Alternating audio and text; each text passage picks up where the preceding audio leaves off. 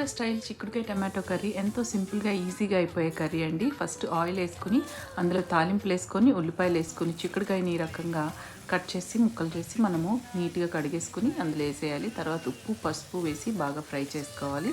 ఒక 2 minutes fry అయిన తర్వాత అల్లం వెల్లిపాయ పేస్ట్ కొద్దిగా వేసుకుని మనము మళ్ళీ ఫ్రై చేసి ఆ తర్వాత అందులోని కారపొడి వేసేసి తర్వాత మళ్ళీ కారం కొంచెం ఎక్కువే పడుతుందండి. చాలా బాగుంటుంది కొంచెం కారంగా చేసుకుంటే. మీ ఇష్టం, మీకు తగిన కారం మీరు వేసుకోండి. ఆ తర్వాత టమాటోస్ వేసుకోవాలి. కొంచెం ఆయిల్ ఎక్కువ వేసి కుక్ చేసుకుంటే ఈ కర్రీ చాలా టేస్టీగా ఉంటుంది.